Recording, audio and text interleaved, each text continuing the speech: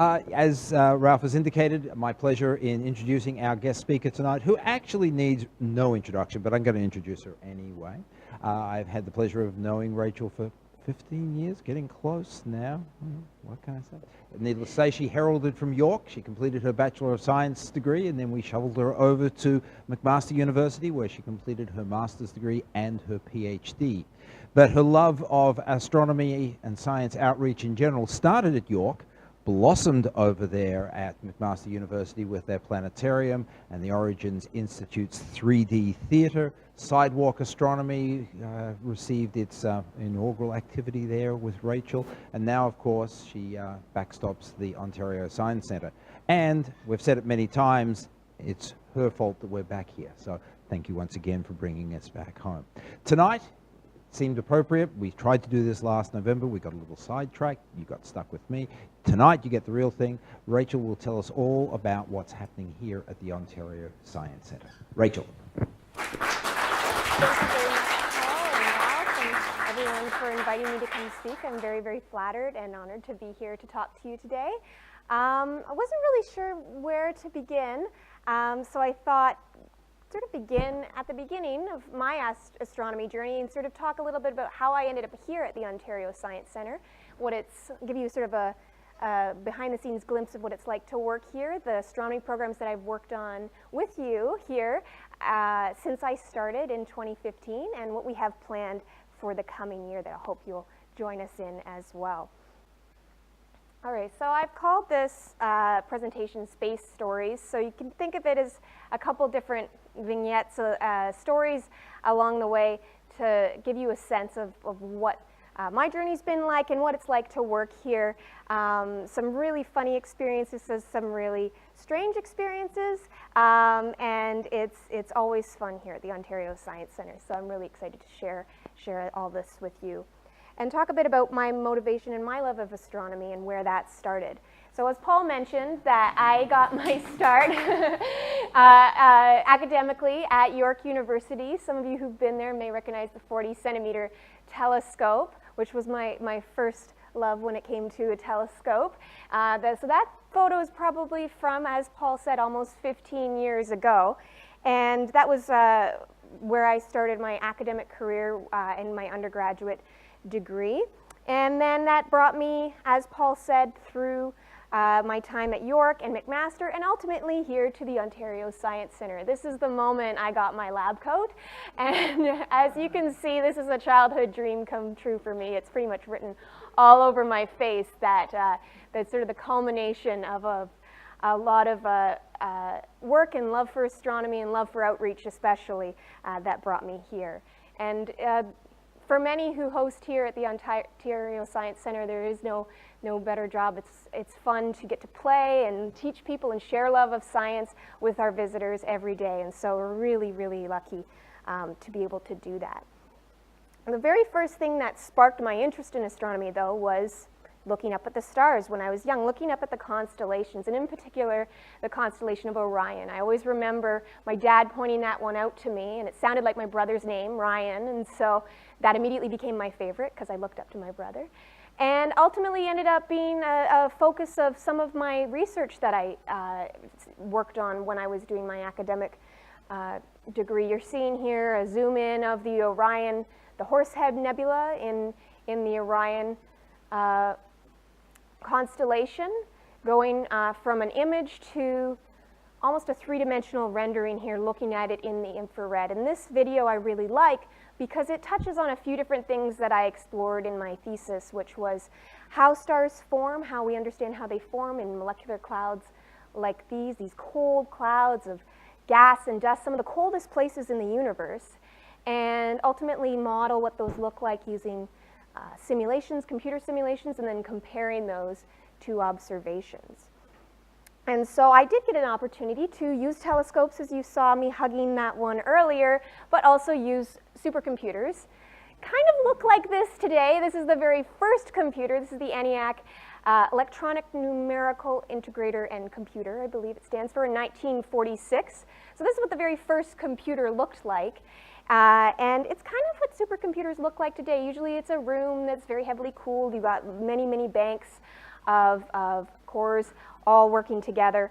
And what a supercomputer allows you to do is it allows you to run simulations which you wouldn't be able to do on a single computer. If you had a single computer, it maybe would take 100 years to run such a simulation. And so what's very cool about working in computational astrophysics here in Ontario is there's a consortium of supercomputers that allow you to run these types of simulations, and so I was very fortunate to be able to do that and actually model how stars form on machines that would take otherwise over 100 years to run. And what's particularly interesting about this for me is because typically in computational astrophysics or theoretical physics or just physics in general, there aren't a lot of women. And so you consider the fact that the very first computers were women. And so these are some images of the Harvard computers in the late 1800s. They're called the Harvard computers. They were at Harvard University. And Sir Edmund Pickering had a team of women that were incredibly influential and made a number of astonishing discoveries, had huge impact on the field of astronomy. And they were analyzing spectra of stars and doing such incredible, important work. And they were the machines, they were the mathematicians, they were the ones that were processing and analyzing all the data before there were computers available to be able to do that. And anyone who's seen the films Hidden Figures may recognize some of the people here, Dorothy Vaughan and Katherine Johnson, also very important, the women that were crucial to the Apollo programs and the NASA programs at that time in order to have such successful missions and launch. So these are some heroes for me personally, and something that I always think is very, very important to highlight. And one particular figure that I always get a kick out of this photo, this is Margaret Hamilton. She was the lead flight software designer for NASA. She worked at MIT and was influential on the Apollo missions, and her software was crucial for that famous Apollo 11 landing. And you know you've made it when you have a Lego figure. So last year, Lego came out with this incredible series, Women of NASA, and I bought 2 boxes. Actually, to be truthful, I didn't buy them. They were gifted to me. It's because people know I love this sort of thing. But you have Margaret Hamilton, Nancy Roman, crucial for the Hubble Space Telescope, Mae Jemison, and Sally Ride. And when I saw that Margaret Hamilton was in here, who was like such a hero for me, I was like, I need to have this, and I have this, and it sits on my desk. So it's something that's been very influential, and it's a focus of what we try and do here at the Science Center too, is provide different types of role models, give platform and visibility to women and minorities, others who may not have opportunities otherwise to be exposed to scientists. We want to be able to not only expose them to who is a scientist, who can be a scientist, what does a scientist look like, what does a scientist do, and give visitors the opportunities to interact with scientists from all different backgrounds.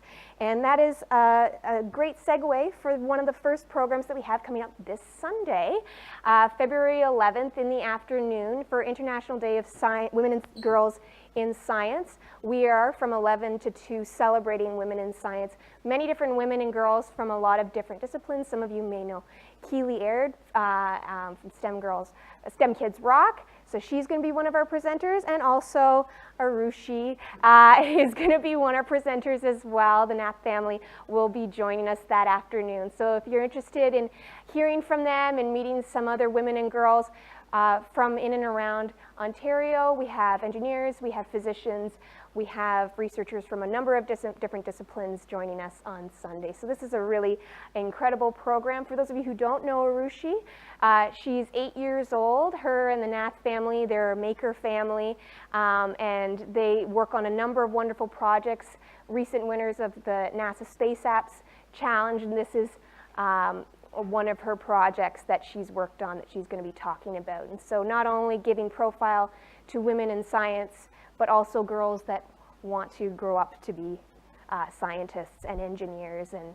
work in technology and math. So that's a program that we have coming up this Sunday. And Definitely check it out on social media as well. If you're unable to join us, we will be having some opportunities to see certain interviews on Facebook Live as well. So working at the Ontario Science Centre is different every single day. So I started here in 2015, and during that time I've gotten to do a lot of really cool things, a lot of really weird things. So I got to meet Julie Payette. So that was last November, which was absolutely incredible. That was at the Canadian Science Policy Conference. So such a wonderful opportunity. So you get to meet a lot of really incredible people working here. The one right in the image right beside there, you might not be able to tell, that's actually Elijah Wood. He came here to DJ an event that I was hosting, and so that was pretty cool. I had the opportunity to do a soapbox science event. So last September, there was, as part of Word on the Street, Ontario Science Centre worked together with Ryerson University to bring soapbox science to the Harbourfront Centre and the Word on the Street Festival. And what soapbox science is, similar to what I've been talking about earlier, an opportunity to provide a platform for women to speak about their science, specifically women who are working on their PhDs or have their PhDs. And so I spoke for an hour on a soapbox in like the hottest day, talking to people about my research project that I worked on, just as I mentioned to you earlier, that conversation about how do stars form, the work that I did using really cool, powerful supercomputers.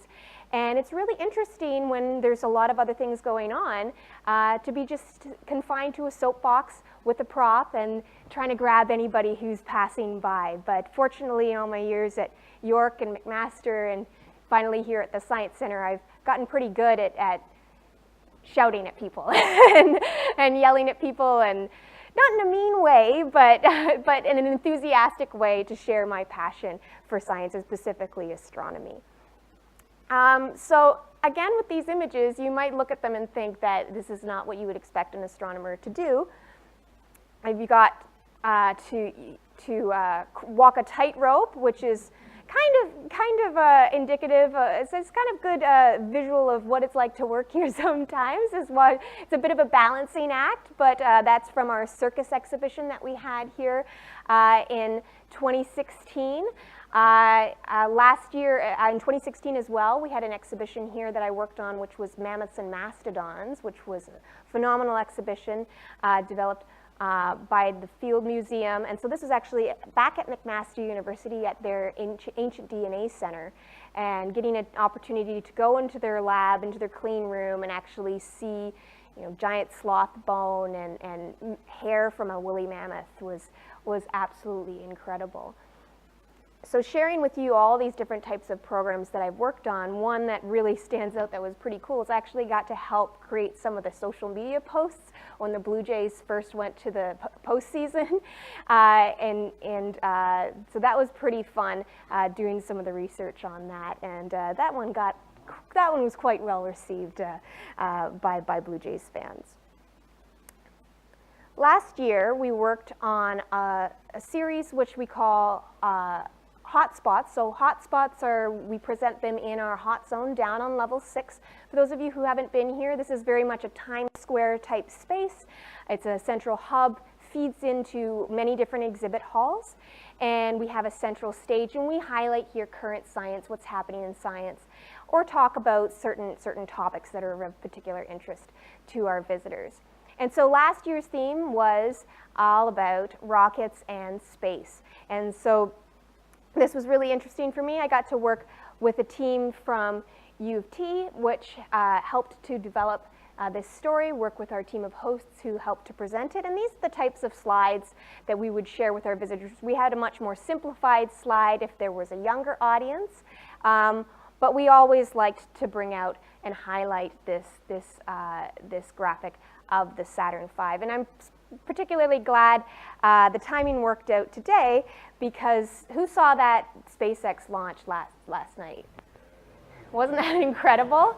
I gasped out loud when those boosters landed simultaneously. Yeah, that was pretty much of a collective, I think all in unison, we all collectively were chanting that as we watched it launch. But sharing with our visitors, how do rockets launch? What type of propellants are used? Why are there different stages? When does separation happen?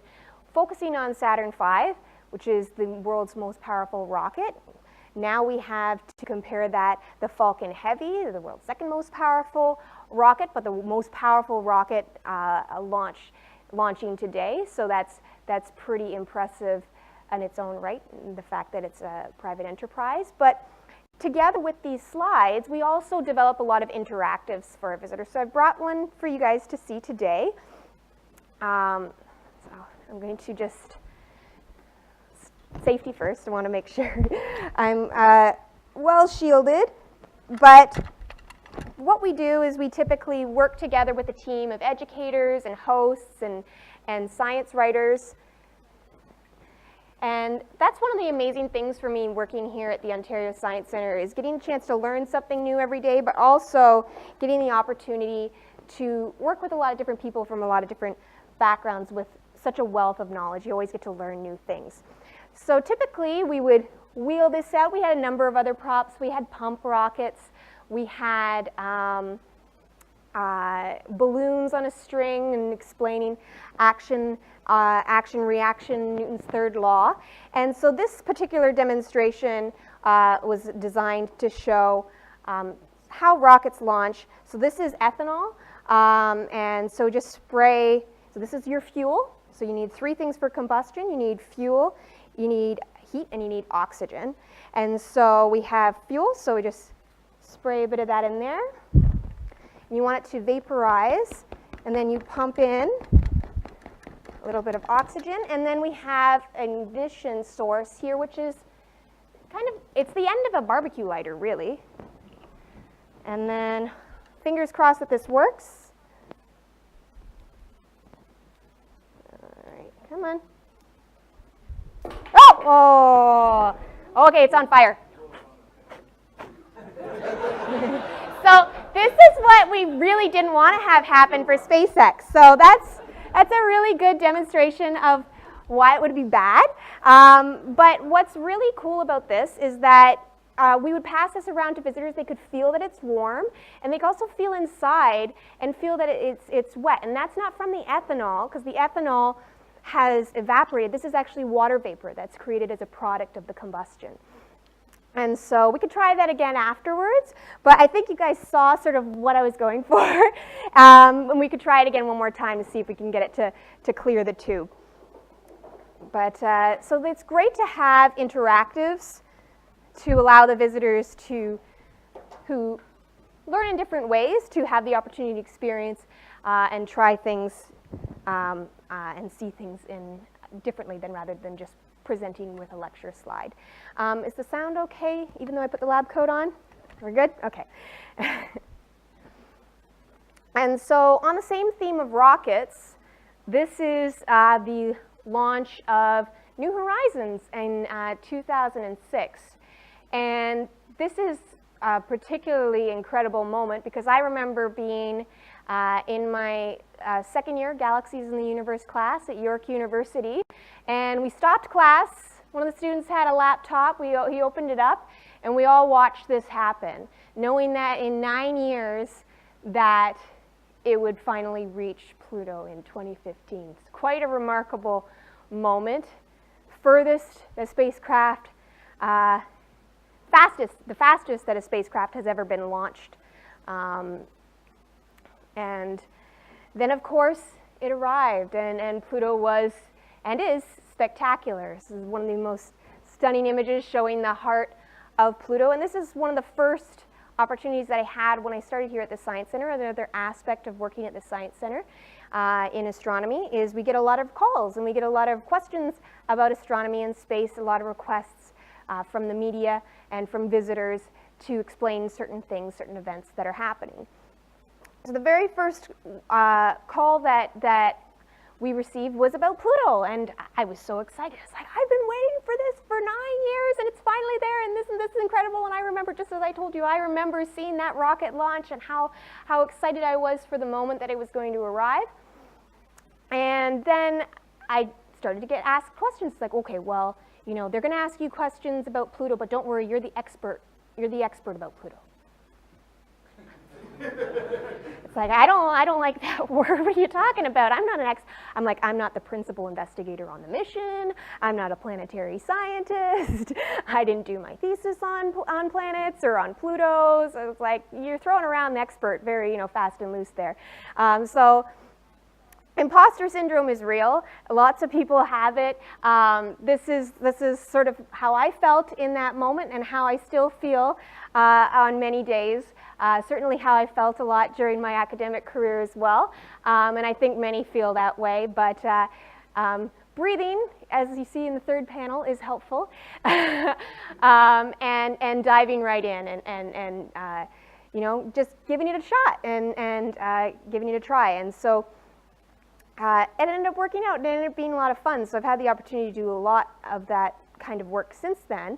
And of course, I can't pass up a chance to highlight some of those discoveries from New Horizons. And something that we're going to be focusing on very, very early on next year is, of course, the arrival of New Horizons on January 1st, 2019 at the next target in the Kuiper Belt. So that's something that is on our radar here at the Science Center, and something that we're going to definitely be developing some programming around, because there's certainly no love lost for Pluto. Lots of people love Pluto. And some of these discoveries of floating ice mountains, things that geologically didn't really make sense, still don't really make sense. We don't fully understand all these things that we're seeing on Pluto. Looks like methane snow on caps of mountains, possibly volcanic, looked like water ice or some form of ice.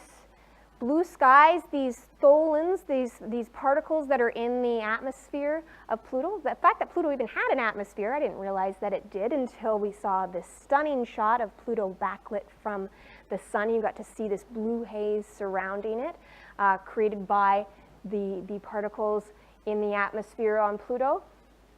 Possibly lakes of liquid nitrogen. It's just stunning. I mean, the New Horizons passed by almost, it'll be 3 years this year, and still such a wealth of knowledge to learn about in terms of what's happening with Pluto and what's happening with 2014 MU69. So you can see the target there on the move. So that's where it's headed next. Anticipated flyby is January 1st, 2019. So that's going to be one of our next big events here at the Science Center, is to highlight this. This is going leaping ahead a little bit, talking about 2019, but something I didn't want to pass up a chance to mention. So mixing in a little bit of information about some things that are on the horizon, but certainly still incredibly exciting. Mars, everybody loves Mars, and this is a big, big year for Mars, and we're going to get to that a little bit later. This is one of the graphics that was developed when the Mars Reconnaissance Orbiter first measured recurring slope lineae on Mars. These dark streaks, these seasonal flows that we're seeing on Mars. This is one of the graphics that appeared in our hot zone that I helped work on. And it's quite cute image of Mars getting sweaty in the summer. And so this got quite a lot of attention. There was a press conference when this announcement was made. And typically when an event like that is scheduled, we like to do something in our hot zone, that area where we do present current science. And so I can't really tell you about anything that's planned coming up this year in terms of current science or press releases that are going to come from NASA, because I don't know about those yet. But we're always trying to do them, and they're always really fun. This one in particular was quite exciting, because I remember I had an earpiece in, getting the information about what was happening, and I had some of my colleagues were saying, talk about it, talk about it. I'm like, they haven't said what the thing is yet. They're just telling us stuff we already know. I can't talk about it yet. And so we're like, vamp. So I'm trying to, like, you know, hey, everybody, Mars, isn't this exciting? We're going to have an incredible announcement, at the same time trying to hear what the actual results were. So that was pretty fun and quite an interesting challenge, and ended up leading to probably the weirdest moment of my life so far, which was getting interviewed for the Canadian equivalent of The Daily Show, I guess, or what was the Colbert Report, and so I'll give you guys a chance to watch this. This is the weirdest interview I've ever had, and it's quite interesting. It's official. There's liquid water on the surface of Mars. But what does that mean for basic cable subscribers like you? I took a Star Trek to the Ontario Science Centre to find out. Dr. Ward-Maxwell, you're an expert in ... There's that word, expert. I'm an expert in astrophysics. Cool. And on top of astrophysics, you know your planets and stuff? Yes, I know my planets as well. Good, because that's what we're going to be talking about today. Water on Mars. Why? It's very exciting, because where there's water, there could be life. Is it water like here, or is it like space water? So it's water like here, except it's not pure. It's very salty. Can we drink it? No, so it wouldn't be drinkable. So this Not water... even a taste, just to say we did it? A lot more studies have to be done to determine the nature of the water that's flowing on Mars. Say we find microbial life in the water. What does that mean for the Blue Jays? I think it means that they're going to win the World Series. Do you know what Joey Bat said about water on Mars? What did Joey Bat say about water on Mars? Oh, I don't know. You're the astrophysicist. I thought maybe you'd know. Who's your favorite Blue Jay? I'm going to say I really like Marcus Stroman right now. Yeah, he's a stud. He's pumped. Yeah. What about Josh Donaldson? He's adorbs. Yeah. And he's the bringer of rain, which Mars could use. That is true. Say science gets its act together and I could visit Mars tomorrow. What will I experience? It would actually take you at least 8 months to get there. Then once they reach the surface, they are heavily bombarded with radiation from our sun. There's no oxygen in the air, like the oxygen that we have in our air that we need to breathe. You lost me at 8 months. Have you seen The Martian yet? Yes, I have. Is it any good? Yeah, it's excellent. Ooh, does he die in it? Don't tell me, but he dies, right? Oh, does he drink the water? He drank the water, didn't he? When will actors ever learn? Thanks, Dr. Rachel. The Martian is in theaters now. See it with someone you love. For the Late O'Clock News, I'm Paul Lemieux. That's a typical day at the Ontario Science Centre. That was not live. That was not live, clearly, but he did certainly catch me off guard with the baseball questions. He looked me up. He looked at my Twitter handle, and of course around that time I was tweeting a lot about the Blue Jays. So so that's sort of how he started on that tact, which was quite interesting. So a lot of attention about water on Mars, flowing water on Mars. Here's some images of these recurring slope lineae that you can see these streaks that I've been referring to. But is it water on Mars? So this is actually a study it was reported on at it was just a few days before I was scheduled to give this talk last year, so end of November 2017. So another study is arguing that it's not flowing water, it's flowing sand. So a lot of that attention about water on Mars, flowing water on Mars, it may actually not be flowing water. And what's something that's really interesting is that there's often a lot of media attention, a lot of reports about a discovery like that, but then if there's a counter study or there's debate or discussion, it's still meant for interpretation. People accept it as, oh, well, this is what this leading study said, and this is what we currently believe. But if there's a counter argument, or that becomes our new understanding of what is actually the case as to what's happening on Mars, often that doesn't get reported as much, or often it doesn't get highlighted. So that's something that we try to incorporate into our planetarium shows and into the different work that we do here, is try to keep everyone up to date on what the current understanding of different aspects of science are, and also explain the process of science, that this is all part of it, and that it's fluid, and that things are constantly being tested and explored, and that's not a bad thing, that's a good thing, and I think that helps everyone be more analytical and critical thinkers overall. Another program that we worked on last year was our program that we piloted called Junior Skywatchers. And this was a program, it was developed by the Astronomical Society for the Pacific, and it was called My Sky Tonight. And this was a series of workshops that was developed for educators who wanted to run astronomy programs for children between the ages of 3 and 5. And get them excited about space and get them excited about astronomy in the night sky. And we have a very strong population, a strong visitor population in that age group, especially in our KidSpark area where we welcome families with children under 8. And so together with the coordinator of KidSpark, her and I began this workshop, which was 4 Saturdays in October where we ran these programs for kids between the ages of 3 and 5. It was incredibly fun and very, very well received, and we're actually doing it again this April. So on Saturdays in April at 11 o'clock, this is going to be, we're going to be running it again. The first week is all about making observations. So we do things like I Spy, we allow them to look through telescopes, allow them to look through binoculars for the first time, understand that they actually get to see something far away closer or something that looks small looks bigger. Second week focuses on light and shadows and how shadows are created and how they change depending on where the sun is. Third week we talk about phases of the moon, so we don't get into three-dimensional models of what's happening, but we just want them to recognize that sometimes the moon looks different and learn the proper names for the different phases. And so we do a lot of matching games with that. And then the last week, we get them to learn about what different tools astronauts need when they go to space. So we talk about all the different gear they have, their boots, their gloves, their helmets, their oxygen tanks. This one was a jetpack originally, which was why it had flames shooting out the bottom. But they get to make all their own gear, and there's always a takeaway that they get to take home with them.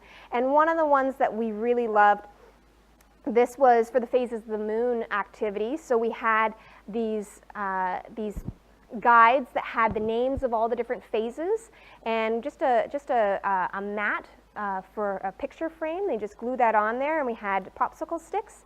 And then when we encouraged them next time they went out to look at the moon to hold up their window frame and put the moon in the center and then learn what phase they're seeing. So they can hold it up and compare each night to what they're seeing so that they can learn the different names for the different phases of the moon. So at that age, understanding three-dimensional models of what's happening, how the phases are actually happening is far too challenging, but getting them to match and getting them to learn new vocabulary is something that's definitely possible, and that's something that we wanted to encourage. So this is something that we're running this April, and we're really excited to continue that again for kids between the ages of 3 and 5. We're not currently doing pre-registration, but this is testing out this workshop, and we're hoping that if this works well again, that maybe it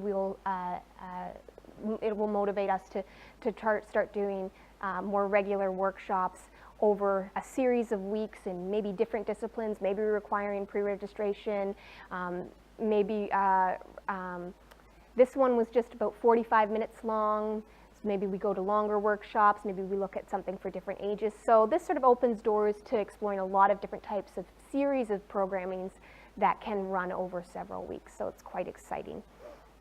This was one of the assignments we were given as part of the Astronomical Society, the Pacific workshop that we did that motivated this Junior Skywatchers program. And it was interview a child and ask them about the shape of the Earth, right? This might be a good test to give to a lot of people nowadays, not just 3 to 5-year-olds. This is actually my niece and nephew. So the one on the left was my nephew's answers. He was 6 at the time, and the one on the right was my niece's, who was 3. So the shape of the Earth, he knew it was a sphere, I was impressed with that. She was still more on two-dimensional shapes, thinking about it as a circle. He had a lot of answers which referred to the Earth spinning in circles, so that was really interesting. She had a lot of answers that were quite cute that referred to if you dug a hole all the way through the Earth and crawled out the hole, what would you see when you looked out? She said a mouse. But these types of tests, these types of interviews, I just had my brother sit down with them, just ask them a few different questions. They weren't meant to fill anything out. It was more of a conversation, but it's a great insight into what children at that age are thinking about space and astronomy and their understanding, and also some of their misconceptions that we want to make sure that we combat and overcome. And we don't want to necessarily just go into it assuming that they think one thing. We want to get a good understanding of where they're at so we can meet them in the middle. This Junior Skywatchers program ends with a planetarium show, which is our Eyes on the Skies planetarium show targeted for our youngest visitors under the age of 5. This is a very unique program for science centers and planetaria in general. We're one of the first to develop a planetarium show for this audience. But it's one of our most popular offerings where visitors get to come for a planetarium show. It's all about getting them used to looking up, noticing what's up there, getting comfortable with the dark. We point out a few different constellations, some planets that are up. We sing songs like Twinkle Twinkle Little Star. And then we take a journey to the moon, and they get to fly, they get to land on the moon, they get to see that the moon is a place, and then they get a certificate saying that they landed on the moon. So it's a really, really sweet program. And we tie this at the end of our Junior Skywatchers sessions to the particular theme of that week. And so each time that, if, for example, we're talking about making observations, we're highlighting those instruments that we used.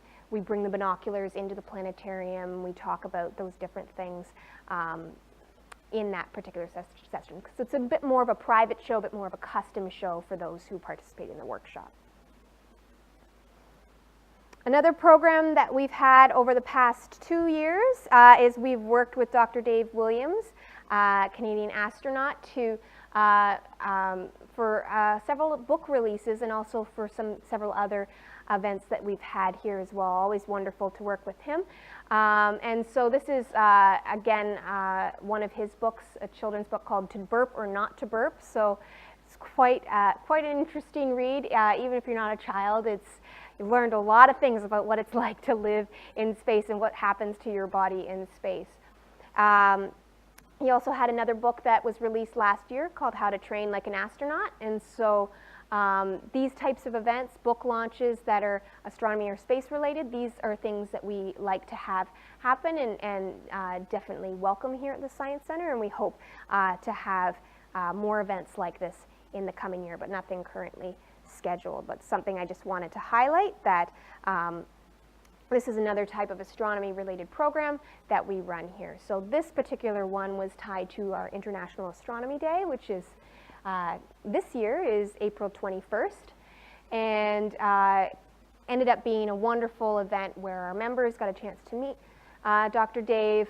There was a great series of presentations, lots of opportunity for question and answer, book signings, photo ops, and stuff like that. And so always fun to work with astronauts that come here. So those are some of the types of astronomy and space-related programming that we do related to book launches. So total lunar eclipse. We had a total lunar eclipse just barely a couple weeks ago. Just snuck down there behind the clouds and below the horizon for us here in Toronto. But when I first started back in 2015, it was quite a big deal. There was that total lunar eclipse that happened at the end of September. We got some clouds here, but that didn't stop over 700 people from coming, wanting to look through telescopes at the moon, because it wasn't just a total lunar eclipse. Like the recent one, it was also a super total lunar eclipse. So this is something that I've been battling for a while and I've decided to embrace, which is the supermoon. The supermoon is when the moon is full and it's also at its closest point to the Earth, so it's perigee. So as the moon orbits the Earth, there are moments when it's a little bit closer, perigee, and moments when it's at its furthest from the Earth, that's apogee. And so when it's at perigee and that happens to coincide with a full moon, it looks a little bit bigger and a little bit brighter. It's actually probably more noticeable that it's brighter than it's bigger, because if you factor in the fact that the full moon always looks quite large when it's near the horizon, it's hard to discern whether you're actually seeing it look bigger or whether it's an illusion. But certainly brighter. I believe it's almost 30% brighter. Any opportunity anybody has to go out and look at the moon, I encourage them to do so. If it's being advertised that it's a beautiful moon tonight because it's a supermoon, then go see it. If it's just a clear night, go out and look at the moon. It's beautiful. It's one of the best things to look at. It's one of the best things to look at through binoculars or a telescope, especially if you're in a city. It's one of my favorite things. So that's why I've embraced the supermoon, and take every opportunity to encourage people to look up at the night sky. And speaking of eclipses, some of you may have been here last August if you weren't on your own journey to see totality. We had quite the event here at the Ontario Science Centre. We estimated at over 10,000 people, visitors came to the Ontario Science Centre. And one thing that really amazed me and surprised me was I thought that it was going to be people would take a look, they would see it, and then say, okay, I saw it, and now I'm on my way. Almost everyone stayed for the whole thing. It was just incredible. We had visitors sharing glasses. We had visitors who lined up to look through the telescope. They get to the front, they look, and then they get to the back of the line again, and then by the time they got back to the front, it would look different. And the enthusiasm was just absolutely incredible and so wonderful to be a part of. And it couldn't have been possible without the volunteers from the RASC Toronto Centre, because you guys are troopers, being out there in the sun all day. We were trying to run you water as often as we could, and handling those lines and those visitors who I thought were, once the eclipse happened and the glasses were gone, quite calm about the whole thing, and really very orderly and enthusiastic and excited to share in this moment, in this day with one another. And this is an overhead shot of what it looked like from the Foresters buildings. You could see pretty much no ground there. And we have even a wider shot where you could see all the cars, the lineup of cars turning to pull in. So it was quite a remarkable day. And so can I count on you guys for 2024? Can I get you to sign up now? I know you're all going to be in Hamilton or Niagara, aren't you? I might be too. Next thing I want to highlight, speaking of the sun, is our solar observing that we have once again due to the efforts of the RASC and their solar telescopes. And our solar telescopes are sometimes brought out as well. This is an image actually from our community day with a very appropriate sweater on that young boy. So these are the dates that have been selected for our solar observing, monthly solar observing, which happens on Telescape between 10 a.m. and noon on Saturdays. And these were chosen to coincide with almost a full moon, I believe, so that those who wanted to go dark sky observing wouldn't have to choose and could still come out to help out with solar observing as well without having back-to-back commitments. So hopefully this means there'll be some more telescopes. January 27th was clouded out for solar observing, but still wonderful presence here for the National Star Party and the kickoff to the 150th anniversary of the RASC. And so that was celebrated here in our lobby at the Ontario Science Centre with the live stream as well. So next one is February 24th, so hope to see you there, weather permitting, and the cloud dates are always the following Saturday for those events. Star parties. So star parties are events that we hold here at the Ontario Science Centre, typically about 4 a year. And usually they involve telescope observing provided by the RASC, weather permitting. Oftentimes we have music, we have speakers, typically professional astronomer, or we sometimes have storytellers come and join us. Lots of activities provided by our hosts, sometimes crafts, so it can be quite varied. We've got a couple of different themes planned for this year. April 21st, as I already mentioned, that's International Astronomy Day, so that's what we'll be celebrating on that day. June 23rd, tentatively referred to right now as Planet Parade because there's a lot of planets up at that time, and so it's going to be quite a nice night for observing. Fingers crossed for clear skies. August 11th is around the time of the Perseid meteor shower, so hopefully we'll be able to see if it's not too bright from the city's light pollution, we'll be able to maybe see a few meteors passing overhead. And then October 13th is in celebration of World Space Week. And so those are the 4 dates that we've chosen this year. The times are still to be determined. Usually start about a half an hour after sunset, but they're a bit fluid depending on the time of year. Usually between 7:30 and 10:30 though. So keep an eye out for those events that we have planned. Special treat this year, 2018, I mentioned earlier, is a big year for Mars. So Mars Fest 2.0. So in 2003, Mars was at its closest, that was the last time that Mars was at its closest to the Earth. And it was also the origin of the Mars is going to look as big as the full moon hoax, which has been, I remember the first call that we got at York about that, and I still get calls.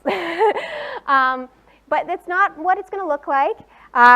It's maybe going to look maybe more kind of like that, maybe? Even that's probably too big. But it's going to look really, really good. I just wanted to share something with you that was quite interesting. I found a copy of Scope from October 2003. This is how much of a hoarder I am. I still had this in my files. Mars Fest 2003. So lovely letter here of thanks from Sarah Poirier, my predecessor, mentioning that they estimated the grand total of visitors who came to the Ontario Science Centre to see Mars through telescopes was 6,200. That was 15 years ago, before social media was a really, really big thing. Wow, I don't know what to expect this year, but if it's anything like what we saw with the eclipse, we might see quite a lot of crowds. So we're planning a few different things. One thing that we're exploring is the date of opposition is Friday, July 27th, but it's going to look quite good for quite a while before and after those dates. What's also interesting about this date is there's a full moon up at the same time. So it's not the most ideal viewing conditions on this date, even though this is the particular date that it's supposed to be closest. So it'll still look excellent at the Star Party on August 11th, but we still want to take this opportunity to celebrate Mars and promote Mars. So we're considering having a series of events on Fridays leading up to that date, just to have an opportunity perhaps to observe and have some Mars-themed activities. So that's something that we're considering. Any feedback that you may have about that, I've touched base with Ian about that, and we've been chatting about different ideas. But if you do want to have a flashback, a nice visit to the past, I encourage you to come up and take a flip through this issue of Scope. Some comments from Katrina Inslum, Tony Horvatin, all about their experiences here at the Science Centre on that day. Katrina's, the following is my conversation from last night times 500. Please do not touch the scope. Please do not touch the scope. Please do not touch the scope. About $1,000. It's a Maxitov, which means there are 2 mirrors, and that's why the image is not upside down.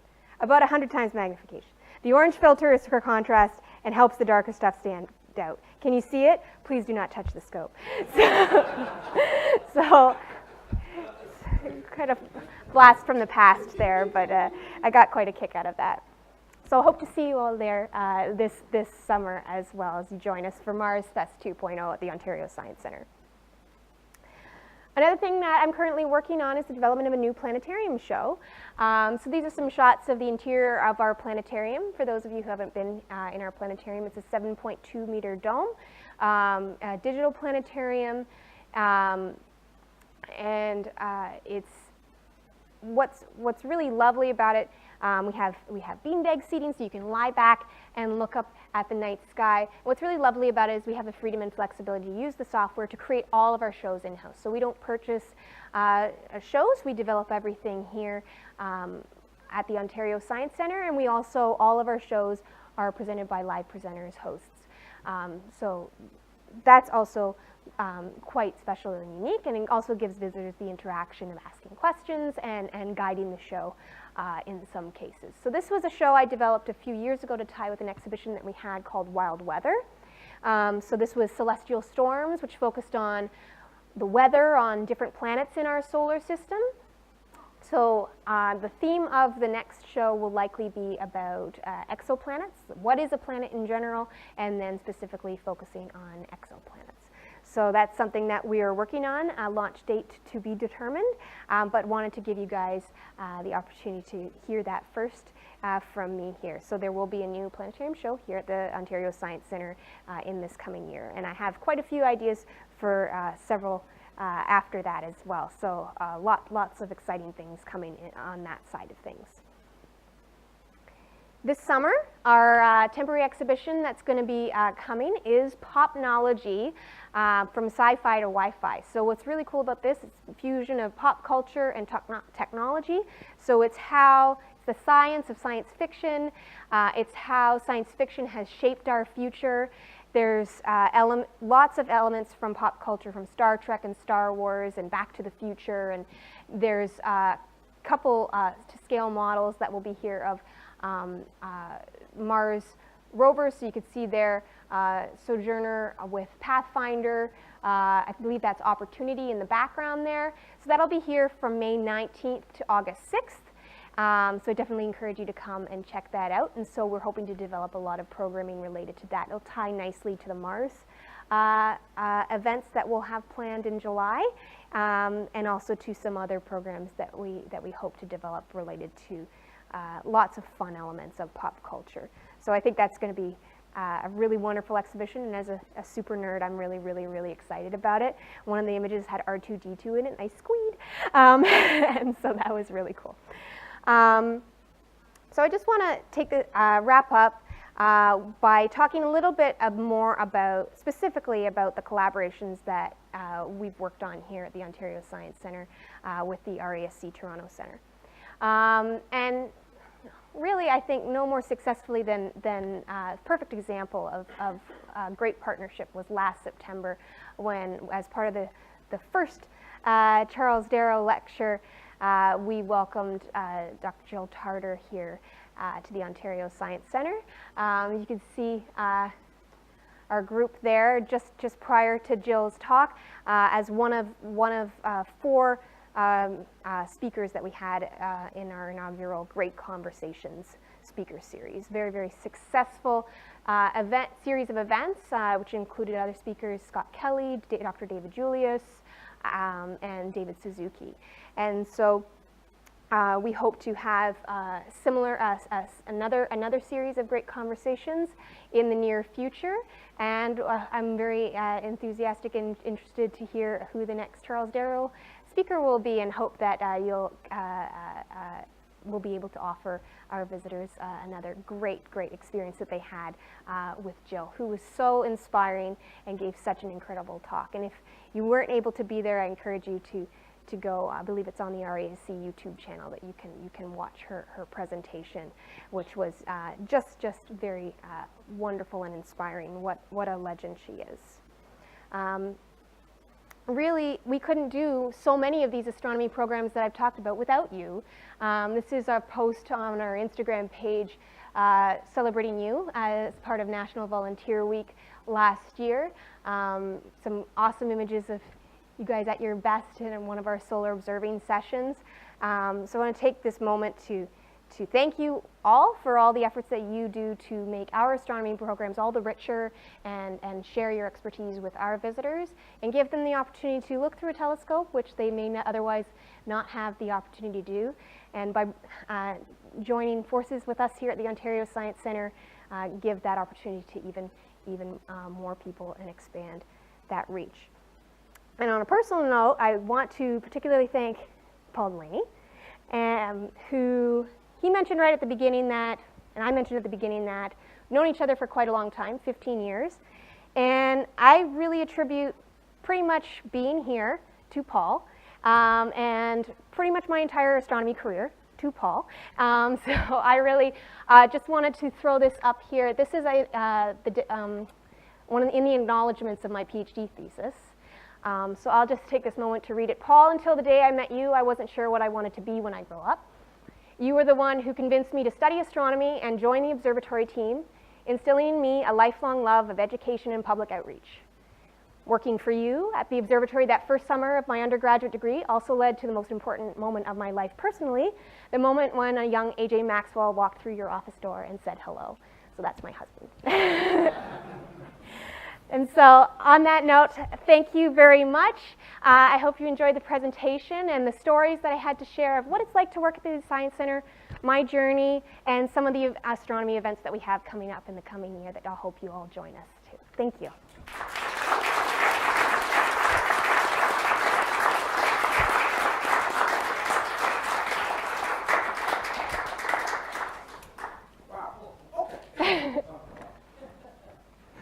I'll say wow again.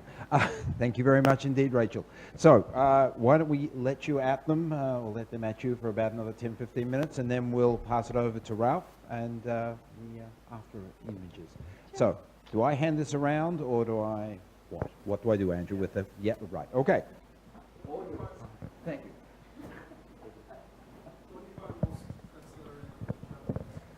What I find most exhilarating about my job?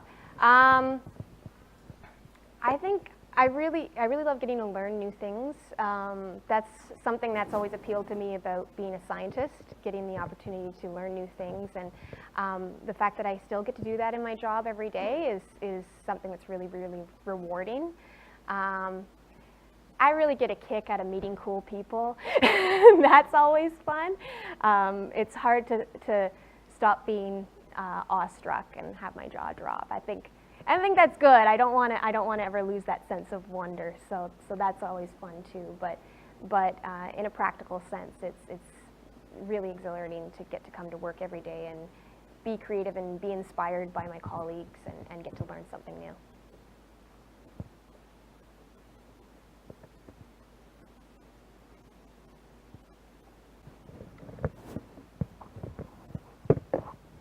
So when you were in university, I went to York University myself as well, actually. Did you see yourself being where you are today? I think it's hard to see that far into the future. I think I hoped that I would have the opportunities that I've had, certainly. When I first started, I really didn't even know I wanted to do astronomy at first when I started, and I think that's very much that's okay. I think a lot of kids, when they're in high school, they feel like they have to know exactly what their whole life is going to be all planned out. And certainly for me, when I was going from high school to university, I wasn't even 100% sure that I wanted to study astronomy. And then to have done the whole academic path, and I'm really glad that I did that. I sort of always knew that I wanted to do something with outreach and science communication. That was really what, working with the public, sharing my passion for science, and doing something related to science education was really important to me. And there's so many great opportunities now. Not that there weren't then, but there certainly are. Laurentian University just started a master's program in science communication. Seneca has a program on science communication now. So I really was, if I wasn't here, I was really going to do everything I could to try to end up here. So I was really just working towards taking any opportunity that came my way and exploring those types of programs, and getting the host job here was amazing. And so I did that first before I started as a researcher, and that's something that I remember my supervisor asked me at one point, if you can see yourself doing anything other than research, what could you see yourself doing? So working at the Ontario Science Centre. I grew up outside of Toronto, so for me this was one of the only science centers I'd visited. I've been to Science North, which is also wonderful. But this one being close to home and being sort of this hub of science communication, it was sort of the goal for me at that time. But I was also, when I was in my undergrad, when I was at York, I was also just trying to get through it too. There was that side of things as well, just trying to take it one day at a time. So that's probably a more truthful answer. But yeah, the dreams were certainly there at that time as well. Yeah. A comment and two questions. Mm-hmm. First of all, I so appreciate what you've done to get us back into the Science Center. I think we belong here, so thank you very much for that. What aspect of astronomy do you think most turns kids on, especially the teen years? Like you have a number of things for grade 5s as they're 5-year-olds, but what sort of thing do you think most relates? And then I'll ask you the other question and when you answer it. That's a good question about what is most interesting to teens about astronomy. I think astronomy is a really accessible science in general for everyone. It seems that everyone has enthusiasm for astronomy and space. It's kind of like dinosaurs too. Everybody, it's in pop culture, it's interesting, you don't really have to have a lab. You can just go up in the night sky and the universe is your lab. You just look up at the sky. If you want to have an impact on research in the field, even amateur astronomy is so important to advancing science, and so you can take that upon yourself and make an impact that way too. So I think that's why astronomy is really, really accessible as a science to the public. Black holes are always really popular with every age, I think. I would say that starting to get into the more complex, weird type stuff like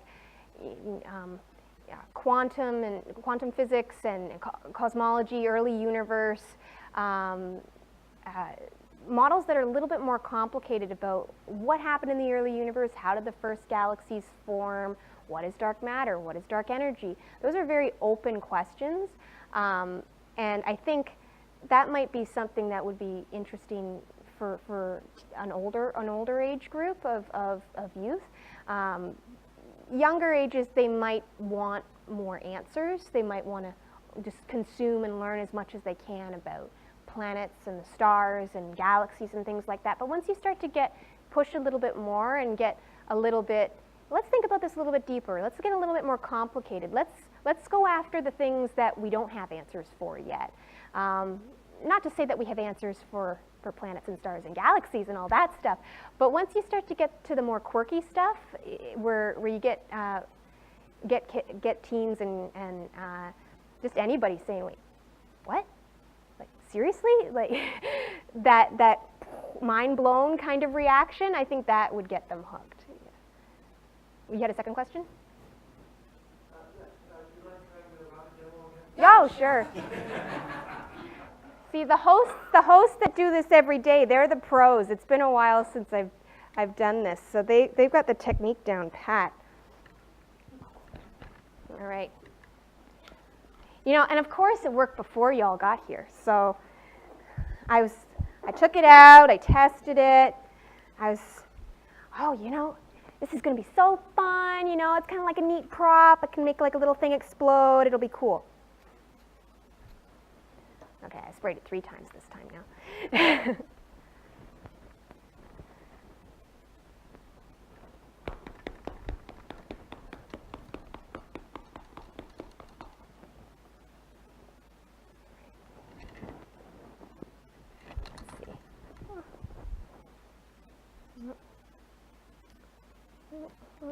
No. You can hear it.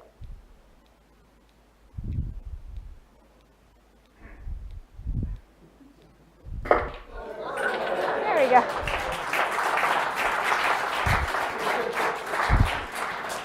So you need a giant countdown clock, like. Now you can fly to SpaceX.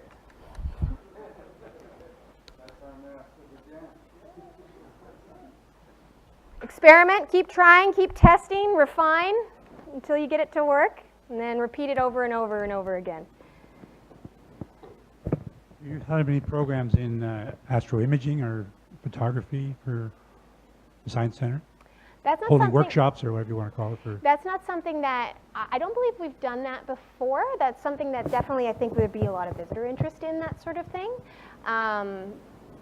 We have run the RASC NOVA programs here in the past, which I didn't think at that time had an astrophotography component, but I think maybe does now. Maybe is there? I don't know, not currently. So that's something that I think would have a lot of appeal. It's so easy nowadays to use everything from cell phones to just point-and-shoot cameras can be used and take home a picture. Yeah, Whatever. that's a really great idea. Another thing that I think is interesting, and I talked to Allard about this at one point, was brought up, was there was a time when, I think, you were building your telescope and you had your talk, and it really inspired me. And I think you mentioned that there was a period where people weren't really building telescopes because it was kind of cost effective to just, well, I don't need to build it because I can just buy one. But if you want something custom and personalized, then there's such an advantage to building your own. And I think there's today, with so many people, like the maker movement and the uprise of maker spaces all over the city. We have a maker space here now in our inventorium space at the Science Center. That could be something that might be really interesting to do those types of builder maker type astronomy related activities. So definitely would welcome any input from you if you guys have any ideas about maybe some maker type astronomy themed workshops that maybe we could explore running here. Yeah, because I think, yeah. Okay, well, it's been great to see what goes on at the Science Center when we're not here. It takes me back because actually in 1970 to 73, I had your job.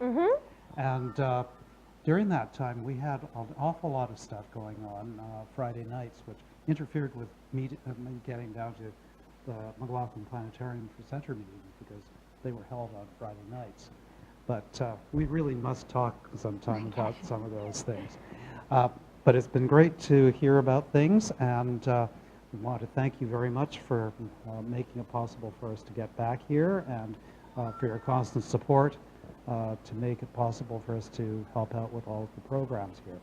And a little token of appreciation, the RASC calendar for you to hang up on your wall. Yay, So it's going to thank go you up very in my much, office, in my cubicle. Thank Great. you. Wonderful. Thank you very much.